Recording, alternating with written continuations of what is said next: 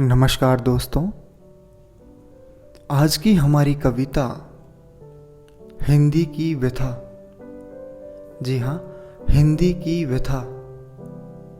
जैसा कि हम सभी जानते हैं, 14 सितंबर को पूरा भारत हिंदी दिवस के रूप में मनाता है।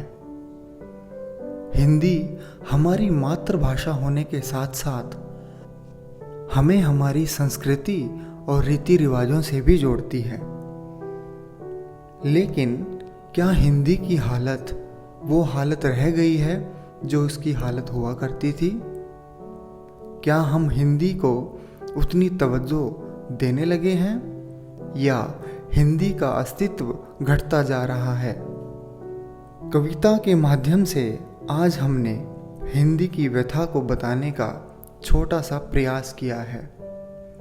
जैसा जैसा हिंदी ने हमसे लिखवाया वैसा वैसा हम आपके सामने पेश कर रहे हैं। आइए देखते हैं हिंदी की व्यथा को। आखिर हिंदी हमसे आपसे क्या कहना चाहती है। एक दिन हिंदी मुझसे कहने लगी, एक दिन हिंदी मुझसे कहने लगी, क्या मैं खूबसूरत नहीं लगती हूं अब? एक दिन हिंदी मुझसे कहने लगी, क्या मैं खूबसूरत नहीं लगती हूं अब? क्या मेरी मात्राओं में वो लचक नहीं रही या छा गई है अमावस चंद्र बिंदुओं पर?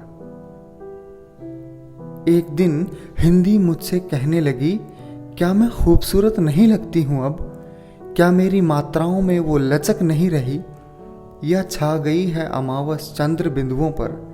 यदि नहीं तो क्यों मेरी आभा धूमिल रहने लगी?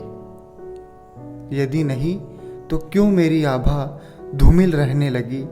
एक दिन हिंदी मुझसे कहने लगी, एक दिन हिंदी मुझसे कहने लगी। क्यों संबोधन में पूर्ण अक्षरों का अभाव है?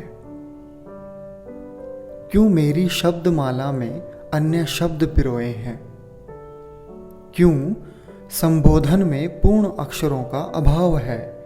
क्यों मेरी शब्दमाला में अन्य शब्द पिरोए हैं?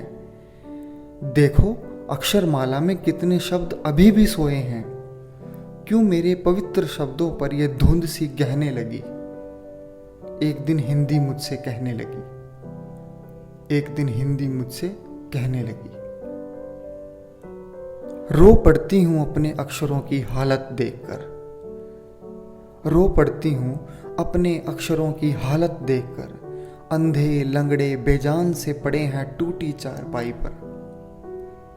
रो पड़ती हूं अपने अक्षरों की हालत देखकर। अंधे लंगड़े बेजान से पड़े हैं टूटी चारपाई पर। मात्राओं का तो जैसे सिसक सिसक कर बुरा हाल है। मात्राओं का तो जैसे सिसक सिसक कर बुरा हाल है। कहते कहते मातृभाषा की अश्रुधारा बहने लगी।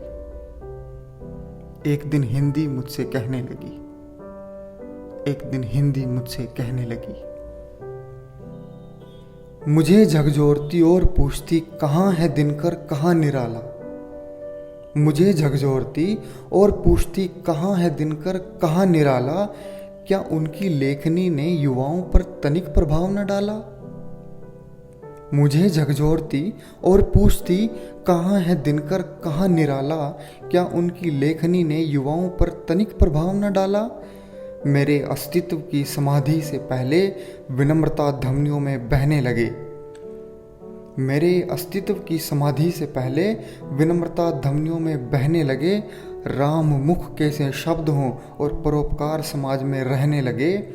आंखों में नमी, मुस्कान चेहरे पर अनचाही सी पीड़ा सहने लगी। आंखों में नमी, मुस्कान चेहरे पर अनचाही सी पीड़ा सहने लगी। एक दिन हिंदी मुझसे कहने लगी, एक दिन हिंदी मुझसे कहने लगी। धन्यवाद दोस्तों। जल्द ही मिलते हैं आपसे एक नई कविता, नए विचार के साथ।